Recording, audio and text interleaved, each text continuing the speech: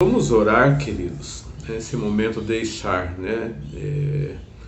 de tudo que nos impeça de que a gente possa enxergar e entender as coisas de Deus.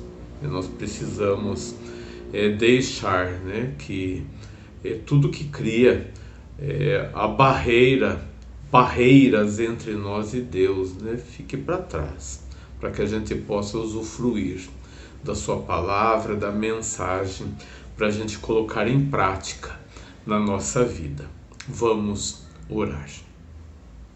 Deus querido, nós te louvamos, Senhor, pela tua bondade, pela tua grandeza, o Senhor que é tão poderoso e grande também. O Senhor sabe as dificuldades que o ser humano tem passado nesses dias em que nós vivemos. Tem deixado de usufruir daquilo que o Senhor sempre desejou, que o ser humano aproveitasse, usufruísse, Senhor. Senhor, tem misericórdia de nós, principalmente o teu povo, para que a gente possa estar alicerçado no Senhor e fazer o serviço que precisamos fazer aqui na terra, Senhor. Que possamos ser as tuas mãos aqui na terra. É o que nós oramos no nome de Jesus. Amém. Então nós vamos continuar, o que nós começamos domingo passado, na segunda parte da carta aos Gálatas, capítulo 5, a partir do versículo 22. Gálatas 5, a partir do 22 até o 26. Diz assim: mas o fruto do Espírito é amor, alegria, paz, longanimidade, benignidade, bondade, fidelidade, mansidão, domínio próprio. Contra essas coisas não há lei. E os que são de Cristo Jesus crucificaram a carne com as suas paixões e concupiscências. Se vivemos no Espírito, andemos também no Espírito. Não nos deixemos possuir de vanglória, provocando uns aos outros, tendo inveja uns dos outros. Que Deus nos oriente, na sua palavra, para que juntos, a ideia, de tudo isso é que Deus coloca, a palavra no nosso coração, para que a gente possa fazer o exercício, na nossa vida, a gente fazer reflexão daquilo que nós vimos e ouvimos e aprendemos, e também a gente possa compartilhar, dessas coisas para os nossos queridos irmãos e irmãs. E nós vamos falar hoje sobre a marca do caráter cristão. A marca do caráter cristão. Nós vimos que o que antecede o que nós falamos, na lição anterior, falou muito sobre um monte de coisas, que está na carne nossa. Então um número significativo, que vem justamente pegar a gente em todos os ângulos da nossa vida, se a gente não estiver alicerçado em Deus e no Espírito Santo de Deus. Para isso a gente tem que estar revestidos, sempre de Deus. Não é algo fácil para falar sobre isso, porque a gente percebe também que algumas características que a gente vai ver aqui, estudar sobre os frutos do Espírito Santo, ainda falta para a gente. Essa concepção que eu tenho, quando olho para esse texto e vejo, quantas coisas ali, que refletem a presença do Espírito Santo, que são os frutos aqui, é citado, a gente fala, caramba, é só pela misericórdia de Deus, né? Quanto falta. Se a gente acha que a gente tem tudo isso, eu penso que não, né? Eu penso também, né, que estou trilhando nessa caminhada, sempre pedindo para Deus força, orientação, para que Ele nos domine, né? Vamos perceber, se a gente falar assim, eu preciso me dominar, nós estamos falando da carne. E não tem como a gente se dominar. A gente tem como ser dominado. Ou é pela carne, ou é pelo espírito. A gente não consegue dominar, né? Vamos colocar assim, para ver se fica até mais fácil a gente entender. A gente não consegue dominar nem carne e nem espírito. Mas a gente pode ser dominado pela carne ou pelo espírito. Então, aquilo que você colocar em prática na sua vida é aquilo que vai dominar. Se a gente percebe que existem momentos da nossa vida que, por causa de um fato ou outro, a gente fica mais enfraquecido e a gente deixa de olhar para Deus e de se... Vamos colocar, eu acho que vem bem na leitura dos Salmos, né? Muitos versículos falam sobre isso. Refugiar no Senhor. Deus é o nosso refúgio, né?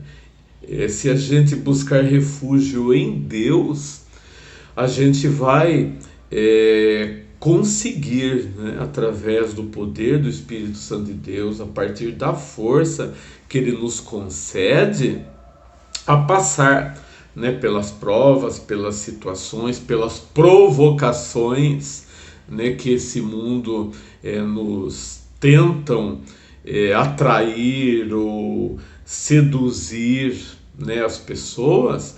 Nós vamos estar guardados aqui, né? O refúgio é justamente isso, né? É como uma parede, né, que está em nossa volta, ou então é como o filho lá nos braços do pai, né, ou da mãe, trazendo a figura humana, né, a nossa mãe, né, sentir daquele jeito, né, indefeso, sem condições de fazer nada, mas existe alguém maior que nós e mais forte do que nós para nos amparar, né? E esse alguém é o Senhor Jesus Cristo, o Senhor nosso Deus, né, que nos concede tudo isso, né, que nós necessitamos e precisamos na nossa vida. E nós vimos que a carne está sempre em oposição com o espírito. Eu tenho percebido que quanto mais a gente quer se aproximar de Deus, parece que mais situações difíceis aparecem em nossa vida.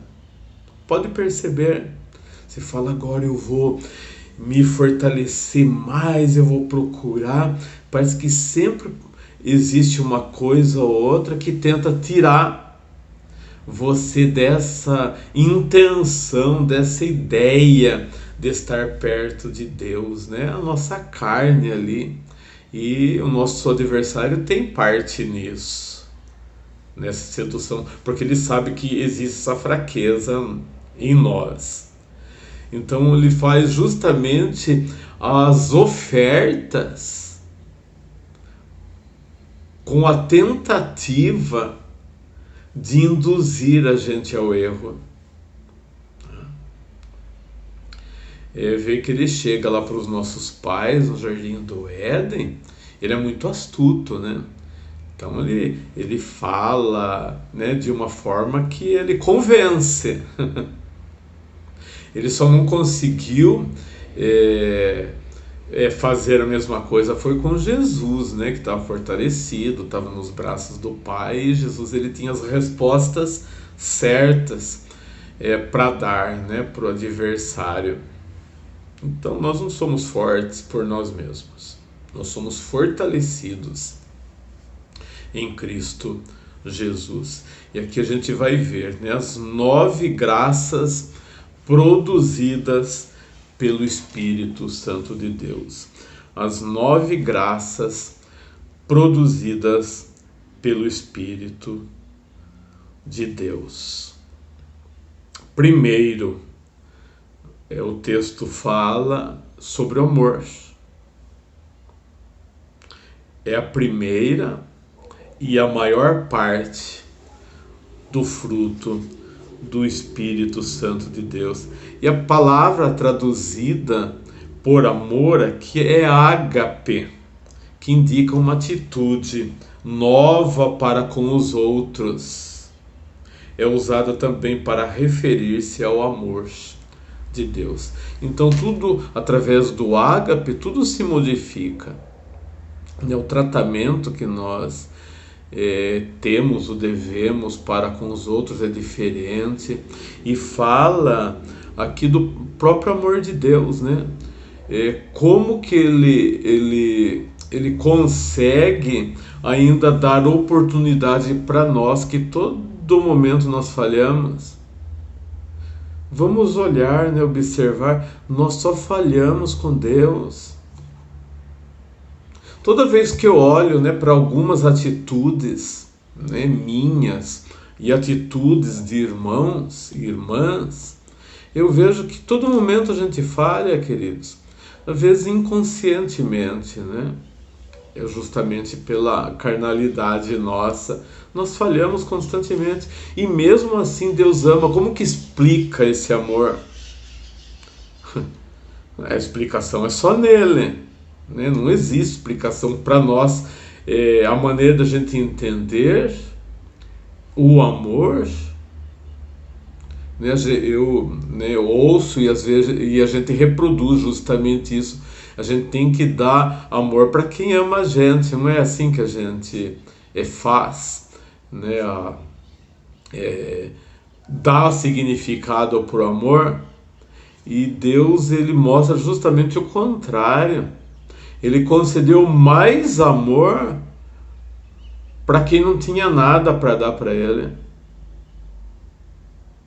Ele ofereceu o seu próprio filho em amor à humanidade, para dar salvação, né? Aqueles que eram inimigos dele, que são inimigos da cruz, que ele está concedendo para tentar resgatar, é o resgate, tentar tirar a pessoa desse mundo caído, obscuro, que traz para nós um desprazer na alma. É um desprazer na alma, mas com Jesus as coisas se tornam novas, queridos. É um novo respirar, né? Vamos colocar assim, é um novo viver, é um novo respirar, é um novo entendimento das coisas de Deus. Não é uma experiência, né? O amor aqui é uma experiência simplesmente emocional, né? Porque o ser humano, ele reproduz muito isso, né? Que o amor é aquela emoção, né, forte, que está mais ligada a uma paixão, né? Algo passageiro, que logo no próximo verão já foi embora. O amor não, é algo que é constante. E a gente pode perceber que na maior parte do tempo da nossa vida nós estamos mais ligados a paixões do que ao amor. Se a gente olhar lá para 1 Coríntios 13, a gente vai ter uma ideia completa do que significa o amor e justamente como Deus é, né? Aquele que é paciente, é misericordioso, é sofredor, né? Então, o amor que o ser humano reflete não tem nada a ver com isso. É muito diferente disso. Porque se ele refletisse o amor de Deus, aquilo que faz referência em 1 Coríntios 13, o mundo nosso seria diferente, queridos. Como a gente se portaria na igreja seria diferente. como a gente se portaria com a nossa família seria diferente, como a gente se importaria, como a gente se portaria aqui nesse mundo com os nossos inimigos seria de forma diferente, mas não, né? Tudo se acaba no momento seguinte. O segundo aqui fala da alegria. É uma atmosfera distinta da vida cristã. Seja quais forem as situações que os cristãos enfrentam, ela permanece, também é diferente do que a gente pensa de alegria. Alegria para nós são flashes de felicidade que a gente sorri, ri pra caramba, se diverte, né? Como se estivesse assistindo uma sessão de humor, onde todo mundo tivesse alegre e feliz. Para nós é isso. Alegria é muito mais do que isso, né? Que a gente no momento a gente tá sorrindo pra caramba e no momento seguinte a gente tá chorando só. Aliás, mais chora do que ri, né? Só ri nesses momentos que tem uma surpresa, né? Uma surpresa boa, maravilhosa. Daí então sobe, né? Aquela felicidade do ser humano. No momento seguinte ela diminui de novo. A alegria, ela é diferente disso, porque a alegria está no Senhor. A gente pode se sentir entristecido, né, por algumas situações, mas não que o coração o nosso coração ficará permanente naquilo, porque daí no momento seguinte você já, olha como é diferente, no momento seguinte você coloca sua confiança em Deus e volta, né? Você não coloca a sua vontade nas coisas daqui para ter um momento de felicidade, ao contrário, você coloca a vida nas mãos de Deus e refúgio em Deus, e a alegria retorna. Como aconteceu lá com o rei Davi, né, quando ele estava em pecado, que ele fala que seus ossos estavam com sequidão, né, porque o pecado tinha tomado conta do seu ser. Ele deposita, ele pede perdão, confessa, e a alegria volta. Por que a alegria volta? Porque o Senhor continuou a fazer parte da vida dele. Não que o Senhor tenha abandonado ele, mas ele, por causa do pecado e por dar mais importância a alguns prazeres momentâneos, o coração dele se corroeu. Se a gente faz algumas leituras, né, do Salmo, a gente percebe que toda aquela perseguição, né, que Davi teve, de Saul, aquela guerra, e foge daqui, mata dali, e se você não tiver alicerçado em Deus, aquilo traz mesmo infelicidade. É mais ou menos como o ser humano está vivendo nos dias de hoje. É totalmente dominado pelas circunstâncias ao redor, né? Morte, tragédia, não sei o que, tal, e aquilo faz, e vem no próximo tópico aqui da lição, que fala sobre paz. Paz é o que o mundo mais deseja, só não sabe onde e como consegui-la. Paz é muito mais do que um estado passivo em que os problemas cessam temporariamente. Então, quando a gente ouve falar de paz aqui, as pessoas simplesmente querem distanciar. A gente fala, eu quero paz na minha vida. Né? Só para a gente ter ideia do como a gente vê paz. Então, a gente se afasta dos problemas, né? E fica de uma maneira passiva, como fala aqui a lição, né? Então, é simplesmente você se afastar de algumas pessoas e de algumas situações, aquilo te dá paz, que é mais a tranquilidade, né? Mas é algo momentâneo só, porque ela mora aqui, ó. Quantas vezes eu me vi, né, com coisas assim para resolver, né? E eu tô falando de algo que todo mundo passa, né? Então, quando você tem algo para resolver e aquilo não fica batendo lá, puxa, preciso resolver aquilo, parece que até chega a atormentar você. Por que acontece isso? Porque a gente não sabe depositar as coisas na mão de Deus. Falo que isso é um exercício ainda, né? Mesmo nós que estamos experimentados há um bom tempo já nas coisas de Deus, a gente se vê constantemente perdidos, queridos. Quando se trata em resolver problemas, nós queremos resolver os problemas.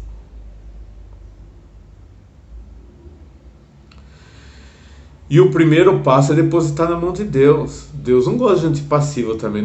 No segundo passo, ele já dá orientações, né? Quando você se liga a Deus, ele te dá orientações para que você tome uma atitude, né? Então, estar nas mãos de Deus não significa você estar de uma maneira passiva também, né? Mas também não é desculpa, então eu tenho que ser ativo, não posso ficar passivo. Mas você não recorre a Deus primeiro. Eu vejo algumas lições que a Bíblia nos traz que mostra os servos de Deus falando assim, deixa eu conversar com Deus primeiro, né? Ver o que ele fala a respeito, vou levar para Deus, né, isso. E daí no passo seguinte Deus vai colocando no seu coração, né, aquilo que deve ser feito. Porque a ansiedade em nós para fazer as coisas acontecer faz com que a gente pense errado. A gente vê uma possibilidade só. E justamente a maneira errada vai lá dar.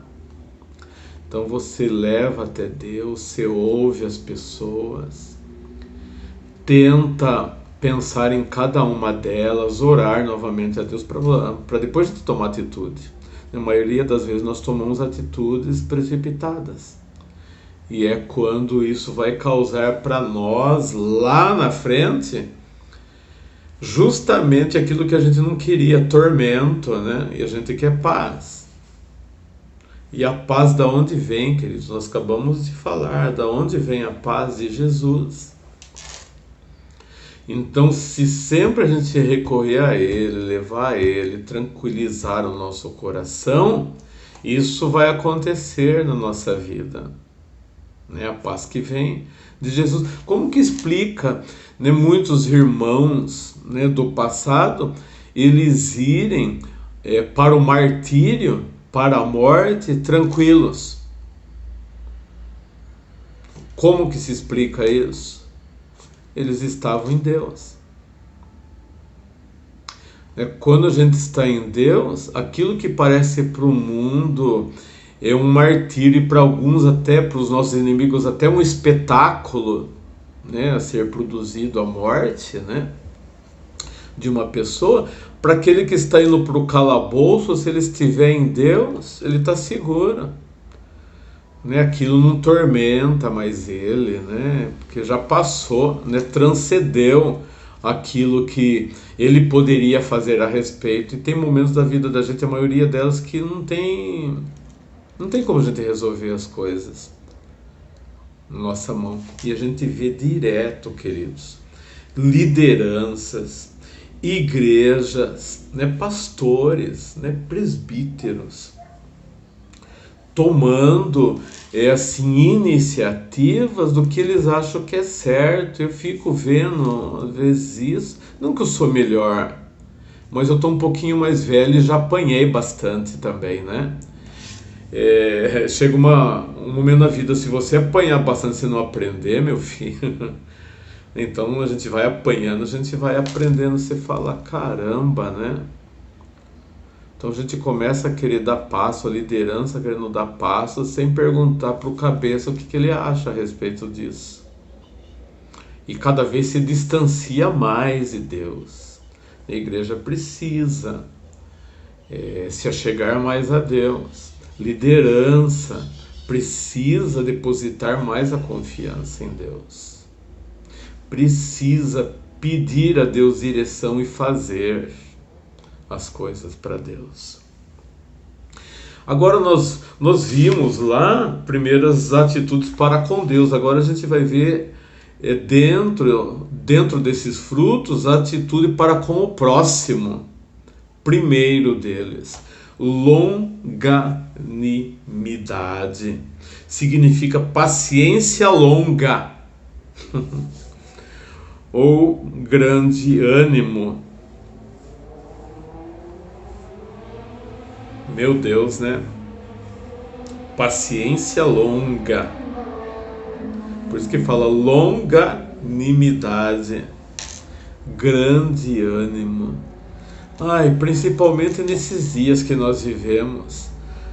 A nossa paciência é tão curta, queridos.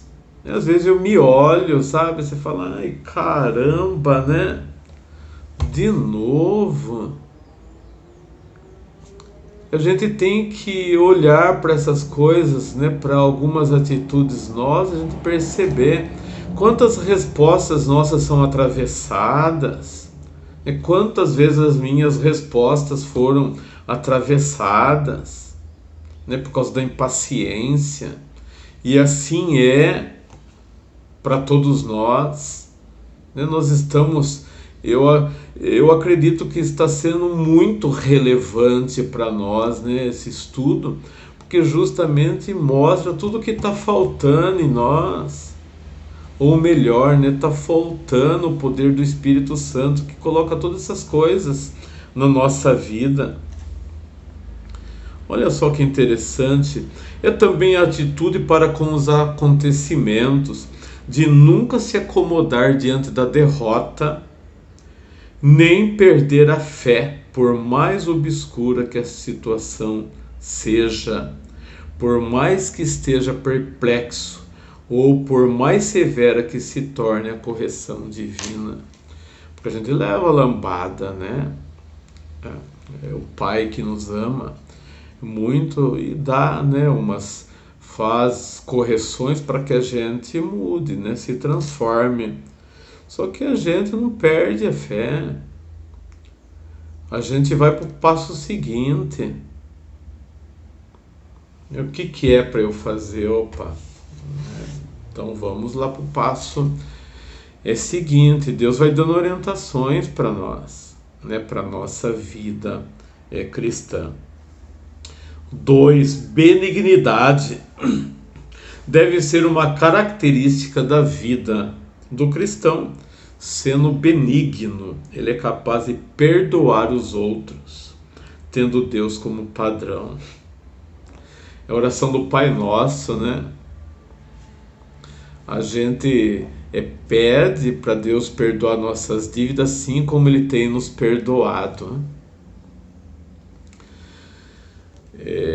Eu tenho falado na igreja, vamos prestar atenção, né? Orar a oração do Pai Nosso, para a gente prestar atenção no que a gente está falando. Porque às vezes a gente fala, repete, né? Aquilo se tornou para nós tão repetitivo que a gente não observa o que a gente está falando. Porque se Deus tiver a misericórdia e a paciência como a gente tem para com os outros, a gente está lascado. Porque a gente não tem nenhuma. A gente não perdoa ninguém. E a gente pede para que Deus nos perdoe assim como a gente tem perdoado os nossos devedores. Então a gente nunca vai ser perdoado. Então a gente tem que prestar atenção na nossa oração, no que nós estamos falando. Agora, se você tem isso no seu coração de perdão, nós temos isso, né? No nosso coração de perdão, Opa, então a nossa oração está certa, senão a gente está lascado. É ser bondoso, né?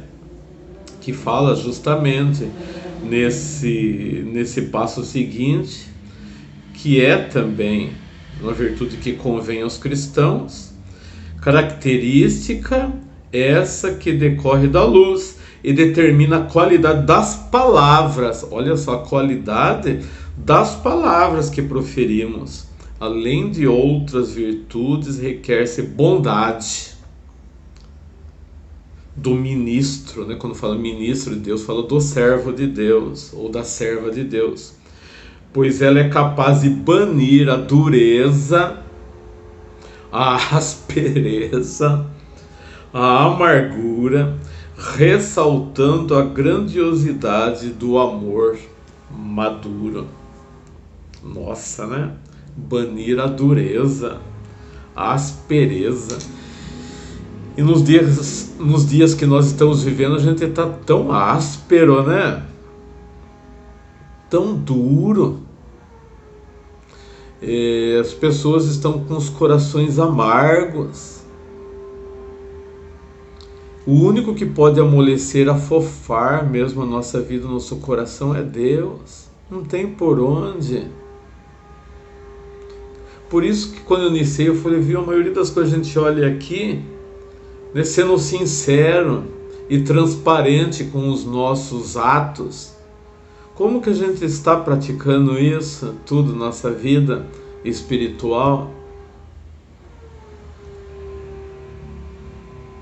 Né? A gente precisa voltar, né, novamente, refletir o que Deus quer de nós, né? Pedir para que Ele nos use, nos unja, nos possua, né, com seu poder, para que a gente possa exercitar e transparecer, né, mais os frutos de Deus, do Espírito Santo de Deus, do que as obras da nossa carne.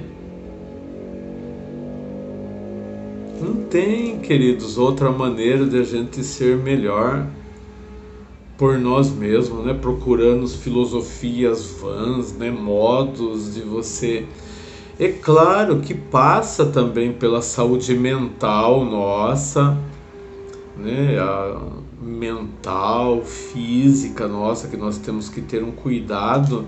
Às vezes toda essa situação espiritual tem ali raízes, né? Nós somos humanos, queridos, tem raiz em problemas psicológicos que as pessoas estão passando e que produz uma maneira diferente de ver as coisas. Eu tive muitas situações na minha vida que algumas apontaram que eu não estava bem. E a gente percebe como que Deus é maravilhoso, né? De esclarecer isso pra gente, falar, opa, né? Sempre eu procurei, né? Ninguém precisou falar, ó, Jesus, você está precisando procurar ajuda, não. A gente tem que se conhecer, queridos. Nós temos que nos conhecer. Tem pessoa que quando você fala para ele procurar uma ajuda médica, isso daí está muito no passado, né? As pessoas, se procurar um psicólogo, um psiquiatra, o cara era maluco, né? Não é assim? Eu escutava, né? Algumas pessoas dizem, mas não sou louco. Na verdade, todos nós somos, né? A gente tem que se conhecer, queridos. Você tem que saber quando você está bem e quando você não está bem. Quando você está procurando ajuda e principalmente a ajuda de Deus, que é o maior dos psicólogos, né? O Senhor, aquele que sonda os nossos corações, que arruma, né, tudo que está errado na nossa vida.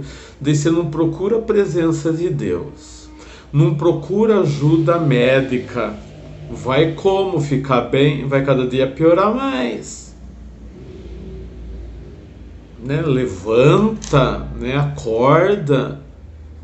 Fala assim, Senhor, tá certo de eu ser tão assim esquisito, ser acomodado, ser tão áspero, né? Me ajuda a entender essa coisa. Como que você conversa com Deus? pedindo orientações, fala assim, Senhor, eu acho que não está certo. Eu estou lendo aqui a tua palavra, mas parece que o negócio está meio bagunçado aqui, né? Na minha cabeça, no meu coração, porque as coisas não estão acontecendo desse jeito. Mas a maior parte de nós não sabe fazer essa reflexão, queridos. Sempre nós achamos os problemas nos outros, nas outras pessoas, e nós achamos que nós estamos muito bem. E às vezes nem a maneira que a gente está fazendo serviço a Deus ou realizando os nossos serviços templários, né, quando nós estamos no culto de adoração lá, nem aqueles a gente faz às vezes direito, né, de maneira correta. Agora, e aqui fora? E aqui fora, como que acontecem as coisas? Nós precisamos pensar, né? Eu tenho repetido isso. O Espírito Santo de Deus tem falado comigo, eu tenho que bater nessa tecla aí. Nós temos que sair, gente, do quadrado, temos que sair da redoma, temos que achar que nós estamos corretos. Se nós estamos assim tão corretos, por que a gente não fala para ninguém de Deus? Por que a igreja não aumenta, queridos? Porque o número daqueles não aumenta dia a dia conforme nós praticamos a nossa fé? Que fé é essa que nós temos praticado? Agora vem as atitudes com a gente, as atitudes para consigo mesmo. Primeiro, fidelidade. É a virtude de uma pessoa totalmente confiável, de alguém cujas palavras podemos aceitar. Jesus repreendeu os fariseus porque eram meticulosos no cumprimento das exigências rituais da lei, mas negligenciavam a justiça, a misericórdia e a fidelidade. Não eram, portanto, pessoas confiáveis. Os servos são exortados a darem prova de toda a fidelidade. Então, aqui nós estamos falando de fidelidade para com Deus, tá? Se a gente é servo fiel ou serva fiel a Deus, nós vamos ao encontro das pessoas para o exercício dessa justiça, dessa misericórdia. Fidelidade, você fala, quando a gente pensa em fidelidade em termos religiosos, nós falamos daquele que vai todo domingo na igreja. Eu sou fiel a Deus, né? Faço tudo direitinho.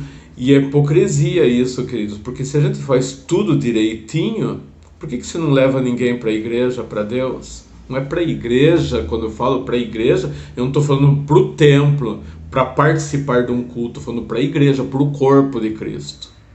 É claro que ele tem que pertencer, ele tem que estar também no templo, né? Mas quando eu falo igreja, eu falo pertencer ao corpo, né? E daí a gente acha que faz tudo direitinho ainda, faz tudo direitinho porque você cumpre horários determinados, né? Opa, tem culto, você está lá, você chegou na hora, você participou, né, diretamente do culto, e não é isso, só isso. E parece que 99,9% entende vida cristã só em ir na igreja, queridos. Tem pessoas que não faltam um culto, mas não leva ninguém para Cristo. O que significa isso, gente? É a mesma maneira que os fariseus entendiam a respeito das coisas de Deus. Leis, né, observância, mas eles mesmos não observavam, porque se fala de um amor ao próximo e logo você quebra esse mandamento, que é ajudar as pessoas, levar as pessoas até Cristo, você não está sendo correto e fiel diante de Deus.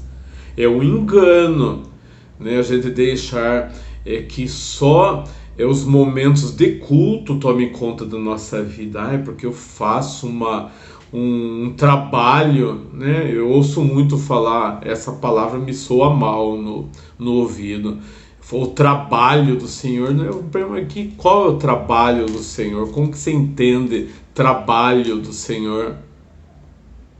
É em tocar violão, é cantar ou fazer alguma atividade na igreja. Isso faz parte também, né? Mas isso não é tudo, queridos. O principal mesmo não é esse. Foram poucos os momentos que Jesus estava no templo. Ele ia buscar as pessoas perdidas, ia falar do reino de Deus, que ele poderia ser uma pessoa diferente, ele podia sair da escravidão do pecado. Por isso que ele comia com os publicanos, para tirar eles da vida ou da mão do nosso adversário.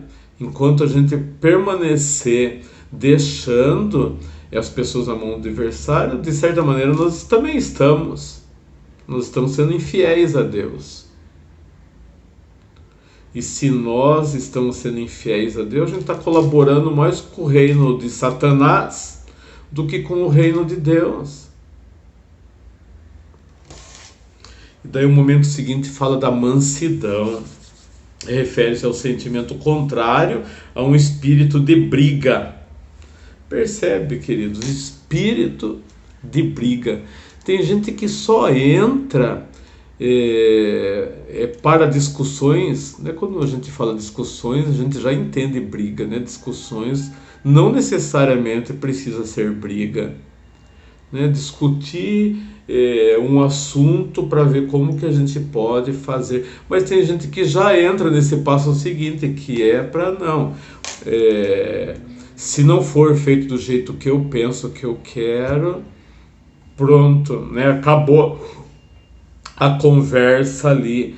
Já vai armado para as reuniões, né? Eu gosto de pensar sempre, e eu percebo isso, né? Algumas reuniões, encontros nossos, começa sempre com oração e no meio da reunião desanda, né, a coisa, porque a oração passou a fazer parte de uma liturgia pronta, mas que não tem a intenção de que Deus conduza. É só para fazer parte do roteiro, né? Vamos colocar assim. Então vamos orar a Deus, pedir a presença dele, mas no momento seguinte está fazendo tudo errado, não está seguindo. Então aquilo não passou de um roteiro. Ele foi hipócrita, ele não queria que Deus conduzisse aquilo. Ele já tinha tudo já pré-determinado, como ele queria que acontecesse. Depois é cara de pau, né? Então, muitas vezes nós, como seres humanos e como ditos cristãos, nós temos sido cara de pau, gente, hipócrita. A gente tem que observar isso. Desde quando a gente quer que Deus participe dos nossos atos? Né? Se é de fato nós somos servos de Deus, né? Então muitas vezes acontece, basta colocou aquele dedinho, justamente aquilo que você discorda ali, desandou tudo em algumas reuniões e perdemos, né? É toda essa mansidão que já entra no passo seguinte, que é o domínio próprio, né? Significa temperança, autocontrole, autocontrole e moderação. A gente tem que dar risada para não chorar, né? Porque a nossa vida basicamente é intemperante, né? De um autodescontrole, né? E de falta de moderação do que qualquer outra coisa.